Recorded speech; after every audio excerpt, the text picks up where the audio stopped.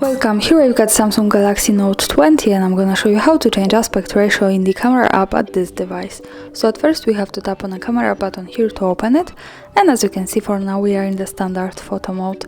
Now let's focus on this button here. When we tap on this we can manage the ratio of this camera, and as you can see we can pick 3:4 ratio connected with 64 megapixels, which is the best possible quality of this camera.